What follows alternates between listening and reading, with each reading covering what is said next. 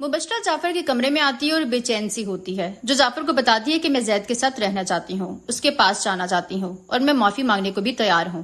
جعفر مبشرہ کی اس حرکت پر حیران رہ جاتا ہے اور اسے کہتا ہے کہ ابھی نہیں بیٹا، ابھی بہت لیٹ ہو گیا ہے، ہم کل چلے جائیں گے، ابھی ریسٹ کرو۔ اگلے سین میں عامر ورک شاپ پر اپنی گاڑی سیل کرنے کے لیے آتا ہے اور اسے پوچھتا ہے کہ بھائی جان گاڑی دیکھ لی؟ گاہک کہتا ہے دکھنے میں تو صحیح ہے۔ عامر پوچھتا ہے آپ بتائیں کتنے پیسے دیں گے؟ گاہک کہتا ہے 15 لاکھ روپے دوں گا۔ عامر کہتا ہے اس کے 15 لاکھ بہت کم نہیں ہے؟ پھر گاہک کہتا ہے نہیں، 15 لاکھ سے زیادہ کی یہ گاڑی نہیں ہے، آپ کو چاہیے تو یہی ڈن ہوگا۔ عامر کہتا ہے کہ اچھا ٹھیک ہے، دے دو۔ عامر گاڑی سیل کر دیتا ہے۔ دوسری طرف کشمالہ اپنے بیڈ پر لیٹے ہوئے ریان کا سوچتی ہے اور باپ کی باتیں ذہن میں دہراتی ہے کہ زید بے ہوشی میں بھی ہوش کی بات کر گیا۔ اس سارے معاملے میں ریان کہاں ہے؟ اتنے میں ایک نوکر کشمالہ کے کمرے کا دروازہ نوک کرتا ہے اور کہتا ہے کہ نیچے ریان صاحب کی فیملی آئی ہے، آپ کو بھی نیچے بلایا ہے، جس پر کشمالہ کہتی ہے اوکے میں آتی ہوں۔ جعفر اور آصف بہت خوش ہوتے ہیں۔ پھر جعفر کشمالہ سے کہتا ہے کہ بیٹا جلدی سے تیار ہو جاؤ اور اپنے گھر چلو، جس پر کشمالہ کہتی ہے اپنا گھر؟ کاش میں بھی اسے اپنا گھر کہہ سکتی، جہاں سے مجھے زبردستی نکالا گیا۔ آصف کہتا ہے کہ بیٹا یہ آپ کو لینے آئے ہیں۔ پھر مبشر کہتی ہے کہ سوری۔ کشمالہ اس پر کہتی ہے کہ سوری مبشرہ، مجھے تمہاری کسی بھی سوری سے کوئی فرق نہیں پڑتا اور نہ مجھے تمہاری سوری چاہیے، مجھے ایک پرومس چاہیے۔ جعفر حیران ہوتا ہے اور پوچھتا ہے کہ کیا مطلب ہے تمہارا؟ جس پر کشمالہ مبشرہ سے کہتی ہے کہ یہی کہ آئندہ آپ کے زید کے درمیان کوئی بھی مسئلہ ہوگا، آپ مجھے اور ریان کو اس کے بیچ میں نہیں لائیں گی، اور اگر آپ کو منظور نہیں ہے تو ہم جہاں ہیں وہاں ٹھیک ہے، پر آئندہ یہ نہ ہو کہ آپ کے اور زید کے درمیان کوئی بھی مسئلہ ہو جائے، مجھے ریان کا گھر دوبارہ چھوڑنا پڑے۔ یہ فیصلہ ابھی اسی وقت ہوگا، آپ مجھے سوچ کر بتا دیں، جو بھی آپ کا فیصلہ ہوگا میں اس کے لیے مینٹلی ریڈی ہوں۔ جسے سن کر ریان کہتا ہے کہ میں تمہیں یہاں لینے آیا ہوں اور تم نے ہمارے آگے یہ کیا باتیں رکھ دی ہیں؟ جس پر کشمالہ ریان سے کہتی ہے کہ ایکسکیوز می، مجھے یہاں پر لینے آئے ہو کیا؟ تم اور جعفر انکل یہاں مبشرہ کو چھوڑنے آئے ہو، اسے آباد کرنے کے لیے آئے ہو؟ ریان کہتا ہے ایک ہی بات ہے، چلو گھر چلتے ہیں۔ کشمالہ کہتی ہے نہیں جاؤں گی۔ پھر مبشرہ کشمالہ سے کہتی ہے کہ میں بھی اپنے ہی گھر ہوں اور تمہیں اس گھر سے کوئی نہیں نکالے گا۔ تب ریان کشمالہ سے کہتا ہے بس اب تو مبشرہ نے بھی شورٹی دے دی ہے اور میں بھی تمہیں گارنٹی دیتا ہوں کہ ہمارے گھر میں جو مبشرہ فیصلہ کر دیتی ہے وہ آخری فیصلہ ہوتا ہے، اینڈ ٹرسٹ می، اگر وہ ایسا کہہ رہی ہے تو واقعی میں ایسا کچھ نہیں ہوگا۔ پھر سب لوگ راضی ہو جاتے ہیں اور کشمالہ بھی رضامندی کا اظہار کرتی ہے۔ اگلے سین میں عامر اپنی گاڑی سیل کرنے کے بعد مایوسی کے ساتھ گھر کو لوٹ رہا ہوتا ہے کہ اچانک 2 گاڑیاں اس کا پیچھا کرتی ہیں اور ان میں سے ایک گاڑی عامر کا راستہ روکتی ہے۔ اندر سے وہی جاوید گنڈا گاڑی کے باہر آتا ہے اور عامر کو پھر سے تنگ کرنا شروع ہو جاتا ہے کہ گاڑی سیل ہو گئی، ارے سالے صاحب اکیلے اکیلے بہن کو جہیز نہیں دو گے؟ اور اس سے پیسے چھین لیتا ہے، جس پر عامر بار بار التجا کرتا ہے دو مجھے، دے دو مجھے، پیسوں کی ضرورت ہے۔ جاوید عامر کو دھمکاتا ہے یا تو نکاح کے بعد یا پھر تمہاری ٹرین میں بیٹھنے کے بعد یہ پیسہ تمہیں مل سکتا ہے۔ پھر عامر اس گنڈے سے کہتا ہے چلا جاؤں گا مگر اس سے پہلے پیسے تو دے دو۔ پھر گنڈا عامر سے کہتا ہے کہ ایک کام کرو، نکاح کر دو، پھر پیسے ہی پیسے۔ عامر کو غصہ آتا ہے اور وہ کہتا ہے کہ بکواس بند کرو۔ وہ گنڈا عامر کو پھر سے دھمکانے لگتا ہے کہ جو کہا ہے اس پر عمل کرو۔ پھر تنگ آ کر عامر کہتا ہے کہ سمجھ میں آ گئی ہے، چلا جاؤں گا، دو پیسے مجھے، میں کیا کروں گا بغیر پیسوں کے۔ عامر چیختا رہتا ہے مگر اس پر کوئی اثر نہیں ہوتا اور وہ پیسے لے کر بھاگ جاتا ہے۔ اگلے سین میں مبشرہ کو آصف کے ساتھ دکھایا جاتا ہے جو اس کے گھر آنے پر بہت خوش ہوتا ہے۔ آصف اسے کہتا ہے کہ جعفر نے تمہاری بہت اچھی تربیت کی ہے۔ مبشرہ کہتی ہے کہ اسٹرینج، یہی بات میں آپ کے بارے میں بھی کہہ سکتی ہوں کیونکہ آپ نے تو اپنی بیٹی کی شاید کوئی تربیت ہی نہیں کی ہے۔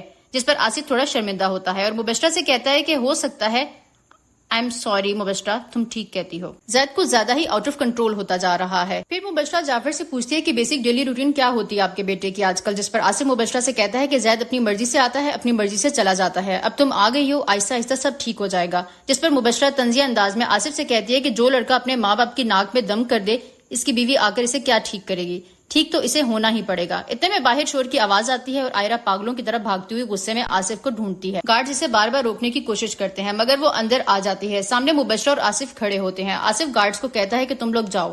پھر پوچھتا ہے تمہاری اتنی ہمت کہ تم ہمارے گھر تک پہنچ گئی؟ آئرہ جواب دیتی ہے کیونکہ آپ میرے گھر تک پہنچ گئے ہیں، اس لیے میں نے سوچا کہ آپ کے بھی گھر آ کر آپ سے بات کرنی چاہیے۔ میں نے آپ سے ریکویسٹ کی تھی کہ ہمیں اپنے حال پر چھوڑ دیں، ہمارا پیچھا کرنا چھوڑ دیں، آپ کو خدا کا واسطہ ہے پلیز ہماری جان چھوڑ دیں، مجھے اور میرے بھائی کو جینے دیں سکون سے۔ جس پر آصف صاحب بڑی ڈھٹائی کے ساتھ آئرہ کو کہتا ہے کہ تم یہ شہر چھوڑ دو، کیا نام ہے اس کا؟ جاوید، چاہے اس کے ساتھ نکاح کر لو یا شہر چھوڑ دو مگر کنواری مت رہو۔ جس پر آئرہ کو بہت غصہ آتا ہے اور وہ کہتی ہے کہ آپ کے گھر میں بھی ایک بیٹی ہے، کچھ تو خیال کر لیں، بیٹی کے باپ ہیں، آپ ایک گنڈے کا رشتہ بھیج رہے ہیں، وہ بھی میرے لیے، جس نے میری زندگی عذاب بنا کر رکھی ہے۔ روز مجھے گندی نگاہوں سے دیکھتا ہے. یہ بات سن کر آصف بڑے طنز امیز لہجے میں ہنستا ہے اور عائرہ سے کہتا ہے کہ گندی نگاہیں؟ ارے وہ تو تم سے نکاح کرنا چاہتا ہے. عائرہ آصف سے بے بس ہو کر کہتی ہے کہ مطلب آپ کو میری بے بسی، میری محنتوں کا ذرا بھی احساس نہیں ہے. آصف مغرور ہو کر مبشرہ کی طرف اشارہ کرتا ہے اور کہتا ہے یہ دیکھو اس کو، یہ زید کی بیوی ہے اور اپنے آپ کو دیکھو. مبشرہ سوٹ کرتی ہے زید کو اور تمہیں جاوید جیسا شخص. آصف سے کہتی ہے کہ ساری زندگی ہم لوگ یہاں پر رہے ہیں اس شہر میں، آپ خود بتائیں کیسے ہم لوگ چھوڑ کر چلے جائیں. ہمارا اپنا گھر ہے یہاں پر، ہم لوگ کہاں جائیں گے؟ آپ خود سوچیں. آپ کو اس بات پر یقین کرنا ہوگا کہ میرا زید کے ساتھ کوئی تعلق نہیں ہے.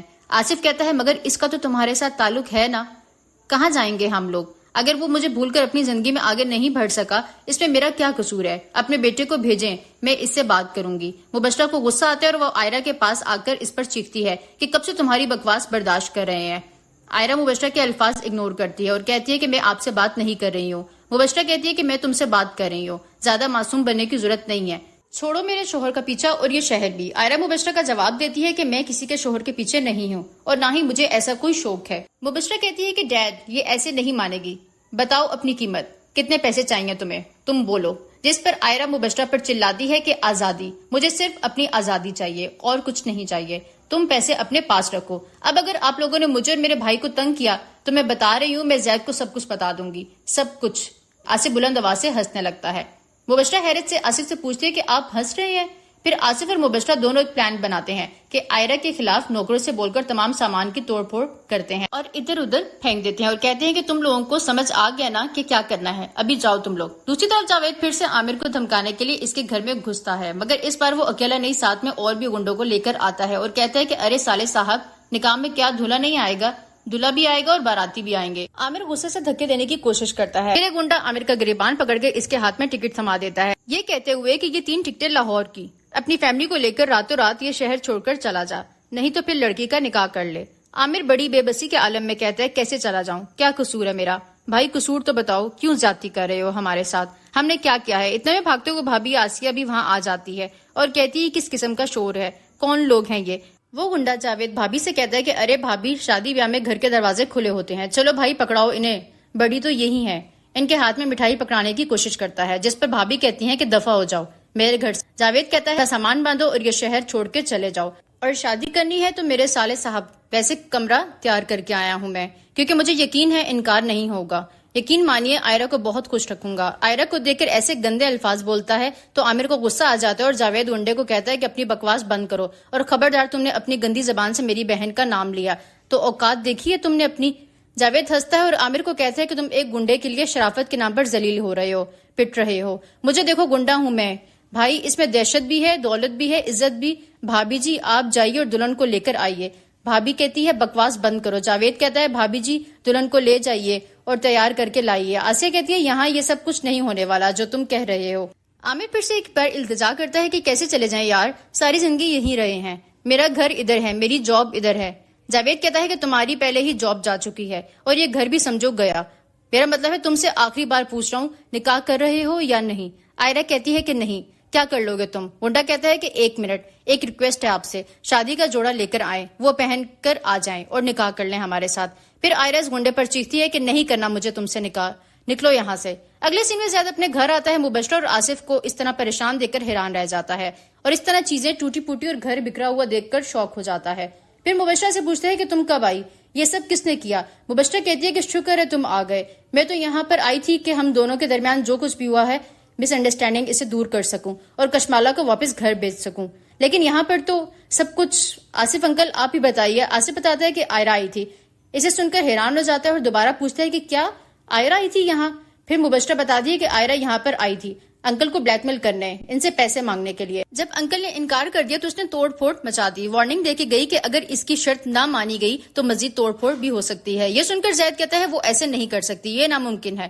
آصف بھی مبشرہ کی بات پر اتفاق کرتا ہے اور کہتا ہے کہ یہاں دیکھ رہے ہو یہ سب عائرہ نے کیا تھا. جس پر مبشرہ زید سے کہتی ہے کہ اگر تمہیں یقین نہیں ہے تو یہاں کے گارڈز کو بلوا لو، ملازموں کو بلوا لو، ان سب کے سامنے یہ سب کچھ ہوا ہے. زید کہتا ہے بلواؤں ان کو، میں پوچھ لیتا ہوں. پھر ایک نوکر کو بلوا کر پوچھتی ہے کہ اجاز بتاؤ کیا ان کی وہ دوست عائرہ یہاں پر آئی تھی یا نہیں؟ جس پر نوکر بتاتا ہے کہ جی وہ آئی تھی. زید کہتا ہے جانے دے بابا، وہ یہ سب کیوں کرے گی؟ پیسوں کے لیے وہ ایسی کبھی بھی نہیں ہے، میں اسے جانتا ہوں. مبشرہ غصے میں آتی ہے اور زید سے کہتی ہے کہ تمہیں کیا لگتا ہے یہ جو तुम देख रहे हो अपनी आंखों से ये सब झूठ है, तुम्हें आखिर इतना भरोसा क्यों है? जैद गुस्से से बिना जवाब दिए घर से तेजी से बाहर निकल जाता है। फिर आसिफ कहता है कि बस हो गया। फिर नौकर को बुलाता है कि इजाज ये सब यहाँ से साफ करो, उठाओ यहाँ से। अगले सीन में जब जैद आयरा के घर पर आता है तो अपने घर से भी ज्यादा इसके घर का तहस नहस देखकर और भी हैरान रह जाता है और तमाम गुंडों को देखकर गुस्से में आ जाता है और आयरा से पूछता है कि तुम ठीक हो, ये सब क्या है? फिर आयरा टूटे हुए लहजे में जैद से कहती है कि देखो तुम्हारे डैड ने किन लोगों को भेजा है, क्या हाल क्या है मेरा और मेरे घर वालों का और मेरे घर का, अब पूछो इनसे। जैद इसे देखते ही पहचान लेता है और कहता है कि तुम। फिर जैद इसे थप्पड़ मारता और जमीन पर गिराता है। फिर पूछता है बताओ मुझे कौन है इन सब के पीछे? जब डर जाता है और घबरा कर बोलता है कि आसिफ साहब।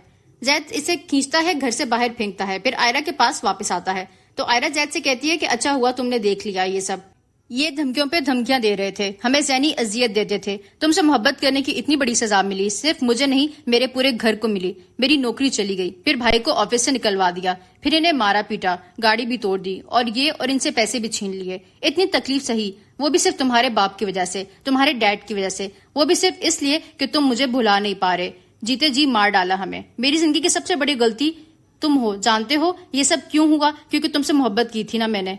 क्यों आए तुम मेरी जिंदगी में? चले क्यों नहीं जाते? माफ कर दो, हमें बख्श दो, मुझे मेरे घर वालों को आजाद कर दो, मुझे अपनी इस खोखली मोहब्बत से।